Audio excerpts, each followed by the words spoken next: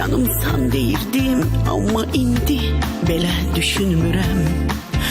Həyatım boyunca ayrılmam deyirdim, güvenilmez senin kimisine. Yaralı qəlbimdə küsüb saxladığım ne acılar var ki bilsən.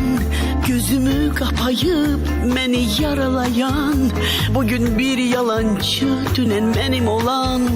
Ben seni sevirdim, sevirem neden? Ayrılan bu yollar seve benzeyen sonsuz bir acı. Anladım ki zaman ümit katili, hain yalancı. Yalanlardan doyan yorgun bir yem, hasrete bağlı. Belki biz bir yalandık, dünenlerde kalandık. Nezere mi geldik, biz de çok severdik ama çok geç bildik. Belki biz bir yalandık, dünenlerde kalandık. Nezere mi geldik, biz de çok severdik ama çok geç bildik.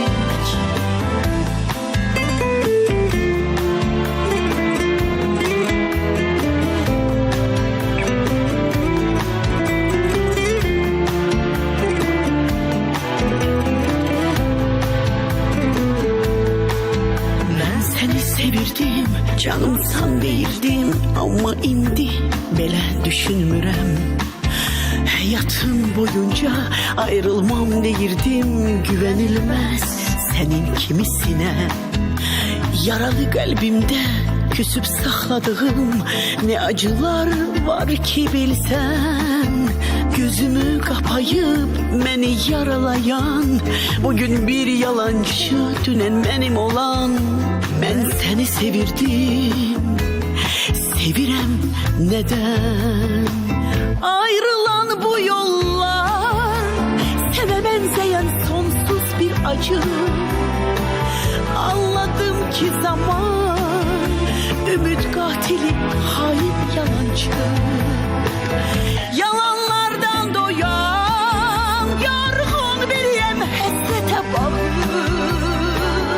Belki biz bir yalandık, dünenlerde kalandık. Nezere mi geldik, biz de çok severdik ama çok geç bildik. Belki biz bir yalandık, dünenlerde kalandık. Nezere mi geldik, biz de çok severdik ama çok geç